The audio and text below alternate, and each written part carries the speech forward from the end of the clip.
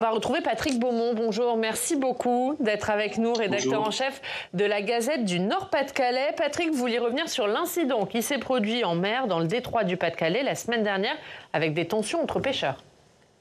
Oui, la semaine dernière, effectivement, un navire de pêche britannique a délibérément attaqué le Rose de Cassia, un chalutier boulonnais pour le chasser de sa zone de travail et au péril de la vie de l'équipage.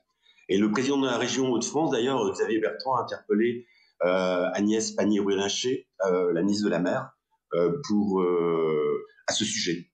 Louis Gustin, le directeur du comité régional des pêches maritimes, a dénoncé une volonté de faire peur pour s'approprier une zone de pêche, avant de souligner que le Brexit et les futurs champs éoliens, à cause de ça, les zones de pêche sont de plus en plus restreintes. Et donc, je voulais interpeller le sénateur sur ce sujet, savoir quelle était sa réaction face à cet incident d'une gravité rarissime. Gravité rarissime, c'est la guerre en Manche. Peut-être des mots forts, mais c'est la réalité. On a mis en danger la vie de 6 hommes à bord d'un bateau de chez nous qui pêchait de façon réglementaire et réglementée, qui était tout à fait dans son droit. L'attaque est agressive puisque le bateau de pavillon anglais ne s'est pas signalé, a coupé ses radars, système AIS qui permet au bateau de se voir sur l'espace et des espaces parfois restreints de pêche. De pleine nuit, feu éteint, a accroché le câble avec un harpon, un crochet, a tiré le bateau et a coupé le câble. Donc grand danger. Grand danger.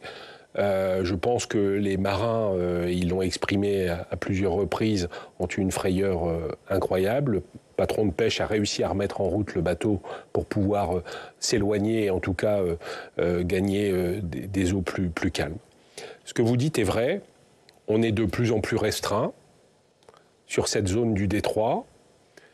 Les réglementations qui s'imposent à ces zones font que les bateaux se concentrent sur d'autres zones, et à partir de là, l'effort de pêche qui est demandé se répartit de façon beaucoup plus importante. C'est la part de gâteau qui se réduit.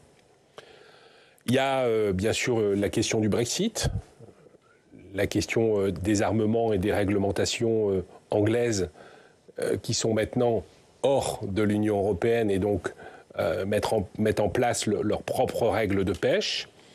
Et puis, il y a un troisième élément qu'il ne faut pas négliger, et je l'ai dit hier à Agnès Pannier-Runacher dans la discussion générale sur le budget écologie, c'est que on a des aires marines protégées en France, et si on prend les aires marines protégées de l'espace dans le détroit, ce qu'ont fait les Anglais d'ailleurs, en interdisant la pêche dans certaines zones aires marines protégées, si on fait la même chose en France, on risque d'avoir là des incidents encore plus graves. Donc zone restreinte, zone plus pêchée et peut-être surpêchée, et ça c'est un message qu'on envoie aussi à l'écologie, quelquefois très dur sur ces sujets-là. Si on veut plus voir de poissons en Manche, mer du Nord, il faut le dire tout de suite, quoi. Donc il y a une économie de la pêche, vous l'avez dit, c'est un armement étaplois de la coopérative maritime étaploise, donc qui est basé à Boulogne-sur-Mer. Boulogne-sur-Mer, premier port de pêche, il y a de la débarque, il y a des voilà, et on doit garder cette activité économique, mais pour cela il faut un discours et une discussion avec les Anglais par rapport aux futures renégociations du Brexit. Et là, la pêche devra être mise, à mon avis, plutôt en haut de la pile qu'en bas, comme ça a été fait la dernière fois. C'est un élément transactionnel aussi, soyons à l'image de Trump, transactionnel. Et on doit permettre à nos marins de vivre en toute sérénité et puis de vivre de leur travail. Voilà. Ils ne faisaient rien de plus que de travailler dans des règles qui sont établies aujourd'hui, avec des difficultés dans la discussion qu'on a avec les Anglais, mais ils l'ont fait tout à fait dans leurs droits, et je pense qu'une enquête est en cours. D'ailleurs, ils ont porté plainte auprès de la gendarmerie maritime. J'espère que nos instances françaises, et vous l'avez rappelé, puisque j'ai vu ce courrier de Xavier Bertrand à Madame Pannier-Runacher, J'espère que peut-être que j'interpellerai à nouveau la ministre sur le sujet, mais il est important de savoir si nos autorités françaises soutiennent la pêche, et elles doivent le démontrer au travers de cet incident, cet accident. Moi je dis, c'est pas un incident, c'est grave.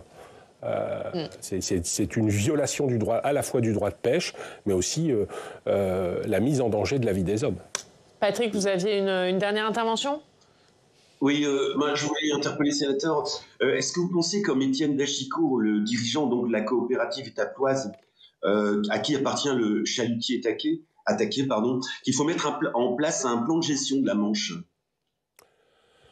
Oui, le plan de gestion de la Manche, ça fait partie des idées qui sont en place. Ça peut être un élément à mettre en place dans le cadre du Brexit, dans le respect des eaux territoriales de chacun, dans le respect de la zone économique exclusive. Mais la question est difficile parce que la géographie s'impose à nous.